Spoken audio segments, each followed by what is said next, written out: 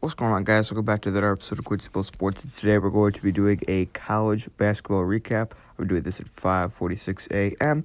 And today we're going to be recapping the crazy day we had in college basketball yesterday because the tournament was very much impacted greatly by what happened yesterday. But let's start off with my two teams, Tennessee and Michigan State, both picking up huge wins. Let's take a look at just Michigan State real quick because I want to show you guys something. They went on a 24-3 run right here. They were just on this dominant stretch where they could not be stopped. And I'm telling you, if Michigan State plays like that, they can win a national championship, no lie. And Tennessee came out, and I mean, they're not going to make the tournament, but came back. What were they down? Like 14, huge, roaring comeback to upset Kentucky. This doesn't really mean much for both teams in terms of like seeding or whatever. Kentucky's still really good, but for Tennessee, this is I mean, Fulkerson at 27. This is their entire season to beat a team like that.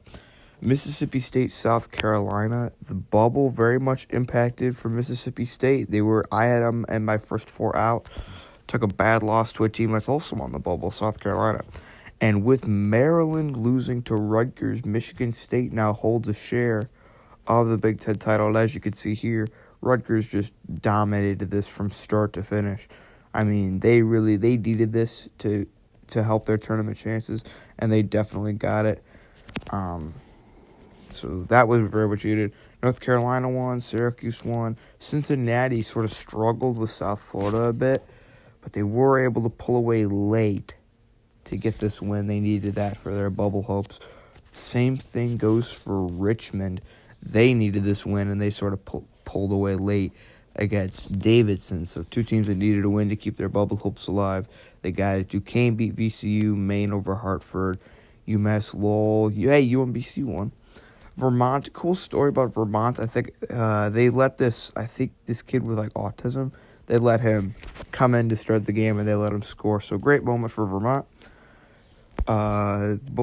Bowling Green lost, and this actually has some impact because that means Akron now I think holds sole possession for the MAC East title.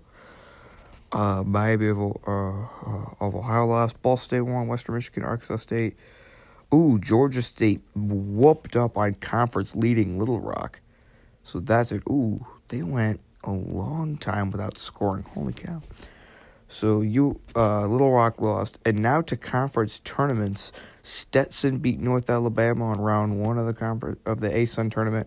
Liberty won in round one, but they only beat NJIT. They kind of just let them come back at the end of the game. I think this game was more of a blowout than it looks like. Charleston beat Presbyterian. UNC Asheville beat Campbell in the Big South. SC Upstate beat High Point.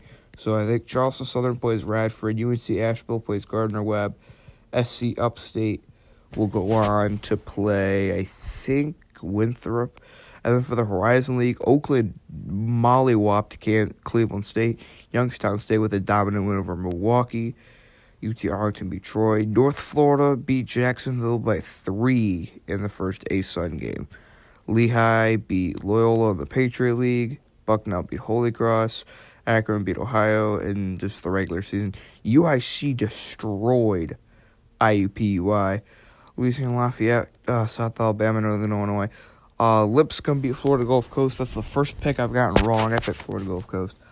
App State beat UL Monroe. DePaul picked up a conference win against Marquette. Only their second conference win come from behind at home.